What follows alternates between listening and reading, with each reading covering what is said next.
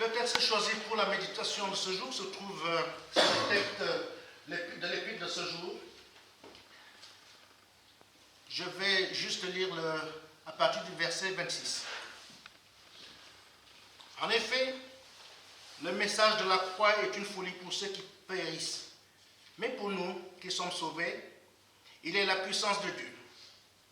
Du reste, il est écrit, « Je ferai disparaître la sagesse des sages et j'anéantirai l'intelligence des intelligents. » Où est le sage? Où est le spécialiste de la loi? Où est le discoureur de l'ère actuelle? Dieu n'a-t-il pas convaincu de fouler la sagesse de ce monde? Puisqu'à travers cette sagesse, il a plu à Dieu de sauver les croyants à travers la folie de la prédication. Les Juifs demandent un signe miraculeux et les Grecs recherchent le sage.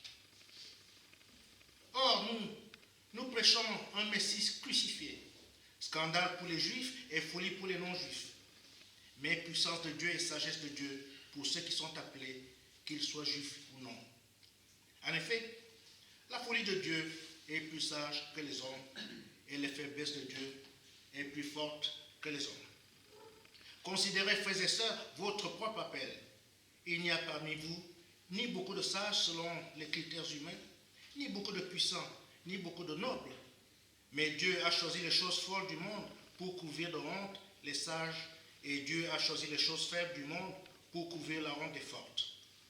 Dieu a choisi les choses basses et méprisées du monde, celles qui ne sont rien, pour réduire à néant celles qui sont, afin que personne ne puisse faire le fier devant Dieu. C'est grâce à lui que vous êtes en Jésus-Christ, lui qui est devenu, par la volonté de Dieu, notre sagesse, notre justice, la source de notre sainteté et notre libérateur. Afin, comme il est écrit, que celui qui veut éprouver de la fierté mette sa fierté dans le Seigneur. Que la grâce de notre Seigneur Jésus-Christ, l'amour de Dieu le Père et la communion du Saint-Esprit soient entre vous tous. Amen.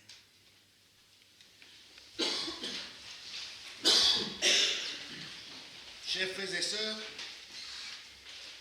dans notre texte choisi pour la fin de la période de l'Épiphanie,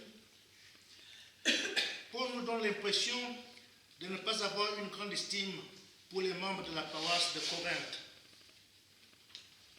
Lorsqu'il écrit, « Considérez que parmi vous, il n'y a pas beaucoup de sages selon la chair, ni beaucoup de puissants, ni beaucoup de nobles. » C'est comme s'il disait, « Mes frères, mes sœurs, regardez-vous.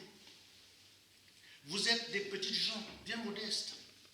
Vous n'êtes ni des très savants, ni des très riches, ni des très influents. Vous êtes une petite assemblée sans renom et sans prestige. Les grands de ce monde vous ignorent. Les riches vous méprisent. Les personnes influentes vous boudent.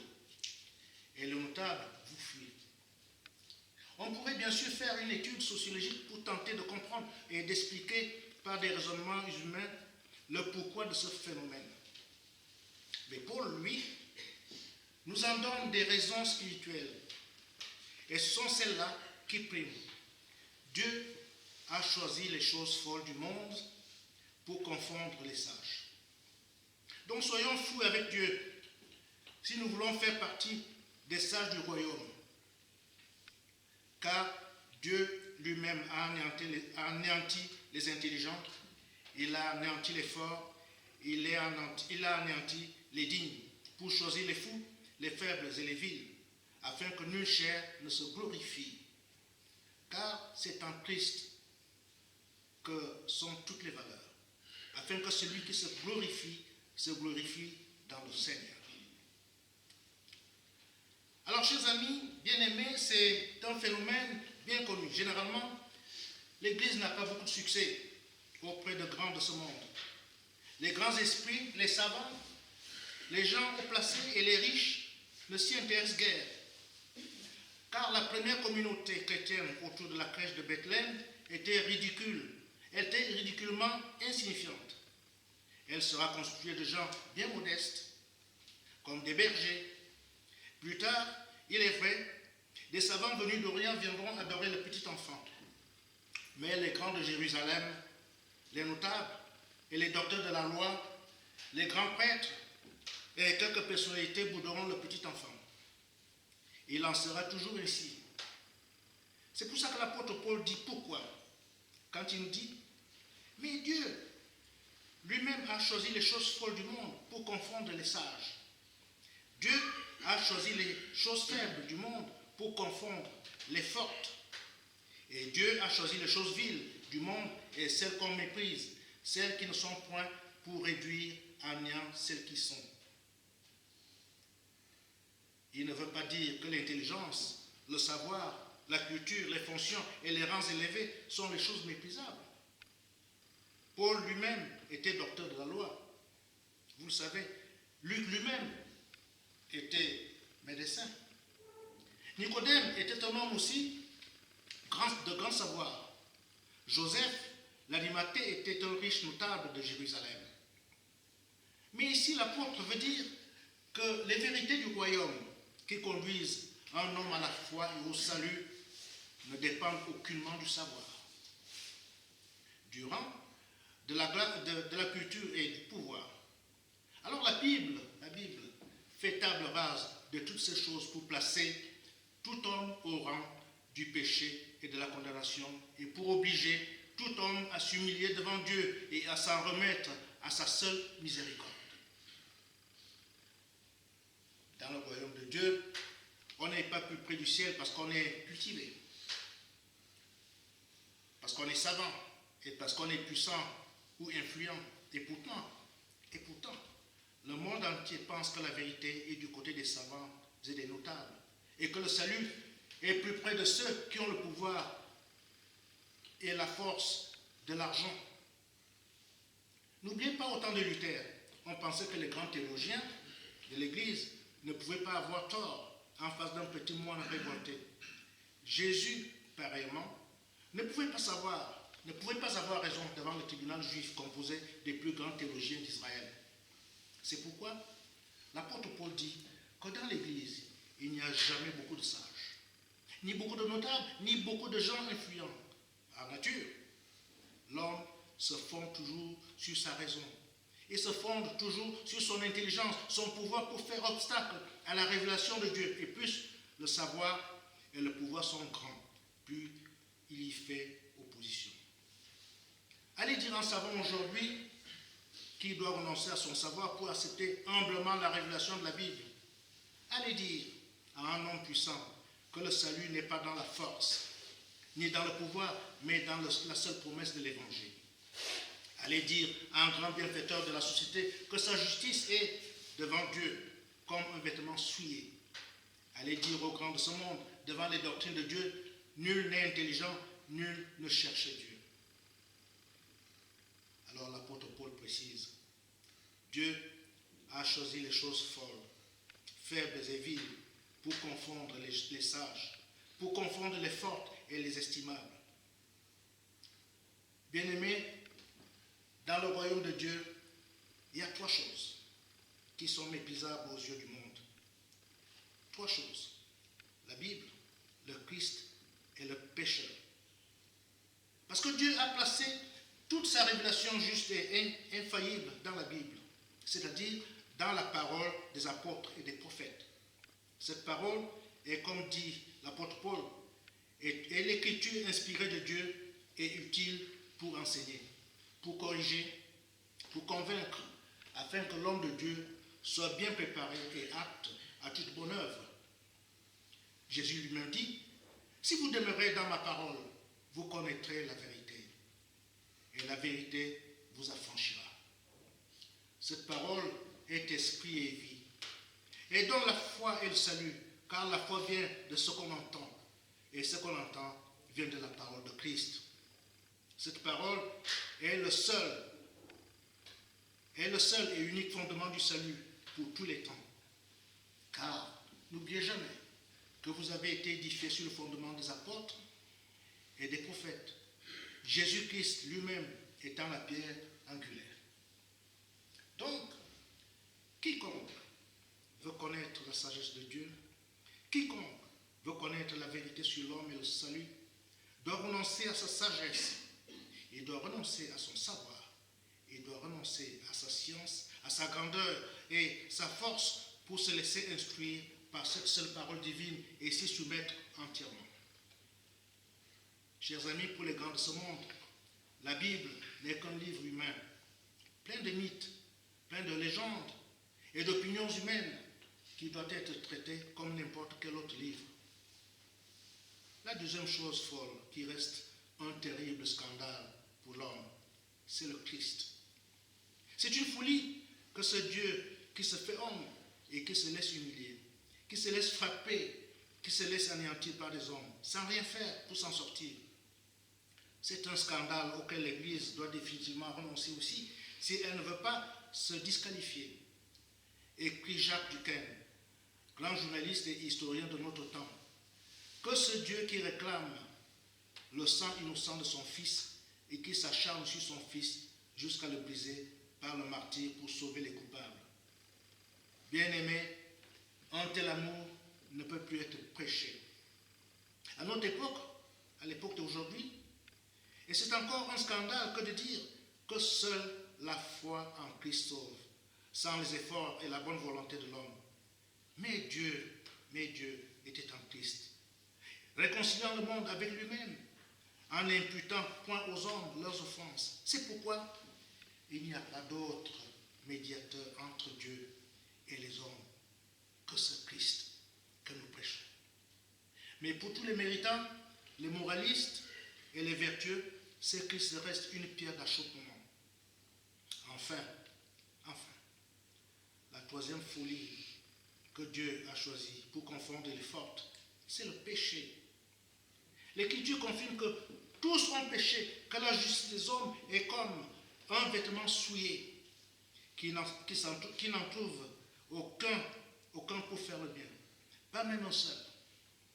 Dieu lui-même a renfermé tout le monde sous le péché, pour faire grâce à tous. C'est pourquoi aussi Jésus n'est pas venu chercher des justes, mais des injustes. Non des bien portants, mais des malades. C'est pourquoi il a affirmé que les gens de mauvaise vie devanceront de loin dans le royaume de Dieu. Les bien-pensants et les dignitaires. La Bible dit que Dieu résiste aux orgueilleux, mais il fait grâce aux humbles. Il abaisse ce qui est élevé et il élève ce qui est abaissé. Il se cache aux savants et aux érudits, mais il se révèle aux petits et aux ignorants. Dieu se tourne donc vers les fous, les faibles et les vils pour les attirer à lui et les élever jusqu'à lui dans son royaume. Ces fous, ces faibles et ces vils sont les pécheurs repentants qui confessent avec Paul: je le sais, ce qui est bon n'habite pas en moi. Ce sont ceux qui confessent avec le psalmiste: voici, je suis né dans l'iniquité et ma mère m'a conçu dans le péché. Ce sont ceux-là qui avouent: n'entre pas en jugement avec son serviteur, car aucun vivant n'est juste devant toi. Et l'apôtre Paul conclut: afin que nulle chair ne se glorifie dans Dieu. Alors, chers frères et sœurs en Christ, pour entrer dans le royaume de Dieu, il faut que le savant devienne ignorant, que le sage devienne fou, et que l'homme cultivé comme étant sans culture, que le méritant devienne pauvre, que le fort se considère comme faible, le juste comme coupable, et que devant Dieu, chacun se connaisse comme ignorant, aveugle, pauvre, méprisable, inculte, révolté, indigne, sans justice, sans force et sans gloire. Car devant Dieu, nul n'est intelligent, nul ne cherche Dieu. Tous sont égarés, tous sont pervertis, tous sont malheureux et indigents. Il n'en est aucun qui fasse le bien, pas même un seul. En fait, j'aime beaucoup l'apôtre Paul. Il nous dévoile ici quel est le prince de tous les péchés, le maître qui domine toutes les consciences, la force qui les aveugle, la puissance qui les rend naturellement hostiles. Je vous poserai la question: quel est ce prince de tous les péchés? L'apôtre Paul dit que c'est l'orgueil. C'est l'orgueil. C'est par l'orgueil qu'Adam et Ève acceptèrent l'enjeu du diable de devenir comme Dieu. C'est par orgueil qu'Israël a rejeté et crucifié son Messie. C'est par orgueil aussi que Naaman faillit ne jamais être guéri de sa lèpre. C'est par orgueil que Saul de Tarse persécuta les chrétiens. C'est toujours par orgueil que le monde d'aujourd'hui est révolté contre Dieu et repousse la grâce du salut. C'est par orgueil que l'homme veut ignorer son péché, sa culpabilité et sa perdition. Et c'est par orgueil qu'il lance contre le ciel: en quoi ai-je besoin d'être sauvé? Chers amis, ce n'est donc pas tant le péché d'ignorance que le péché d'orgueil qui fait obstacle au salut de l'homme. Alors cet orgueil, on le trouve aussi dans la faiblesse des chrétiens. Quand ils disent: en quoi ai-je besoin d'écouter la parole? En quoi ai-je besoin de prier, de m'humilier, de persévérer dans la foi, de me laisser instruire et de combattre le bon combat de la foi? Paul achève ici son exposé en disant: or, c'est par lui que vous êtes en Jésus-Christ, lequel, de par Dieu, a été fait pour notre sagesse, justice et sanctification et rédemption, afin, comme il est écrit, que celui qui se glorifie dans le Seigneur. Il rappelle que c'est par la foi et le scandale de la croix que nous sommes devenus les sages du royaume de Dieu, et que c'est en Christ seul que sont tous les trésors de la grâce. L'apôtre avait écrit aux Romains autrefois en leur disant: mais maintenant, étant affranchis du péché et devenus esclaves de Dieu, vous avez pour fruit la sainteté et pour fin la vie éternelle, car le salaire du péché, c'est la mort, mais le don gratuit de Dieu, c'est la vie éternelle en Jésus-Christ, notre Seigneur. Christ nous a révélé la sagesse et l'amour infini de Dieu envers ce monde qui est perdu. Son sacrifice sanglant est si parfait qu'il nous apporte absolument tout. Il nous apporte le pardon, il nous apporte la réconciliation, la justice, la paix, la joie, l'espérance, l'éternité, la force de vivre chrétiennement et de surmonter toutes choses dans le monde présent. Car notre Seigneur est la source complète de toutes nos bénédictions. Toutes passent par lui, toutes viennent de lui, toutes sont garanties par lui. Alors, si nous voulons être consolés de nos péchés, si nous voulons être sûrs de notre rédemption, chers frères et sœurs, si nous voulons triompher de toutes les désespérances de ce monde, si nous voulons trouver en Dieu des consolations immenses, si nous voulons sonder le cœur de Dieu pour y trouver la force, la joie et l'espérance, nous devons renoncer à nous-mêmes et accepter le Christ seul. Comme le dit Paul: je n'ai pas eu la pensée de savoir parmi vous autre chose que Jésus-Christ et Jésus-Christ crucifié. Donc, la parole de ce jour, je la conclue en vous disant ceci: dans la vraie grande sagesse qui dépasse de loin toutes les sagesses du monde, c'est de connaître Christ et de s'en glorifier. Comme le dit l'Éternel, que celui qui se glorifie de me connaître. Oui, soyons les fous de Dieu, en accueillant avec humilité et foi le Christ, car la folie de Dieu est plus sage que les hommes. Amen. Et que la paix de Dieu, celle qui surpasse toute intelligence, garde vos cœurs et vos esprits en Jésus-Christ pour la vie éternelle.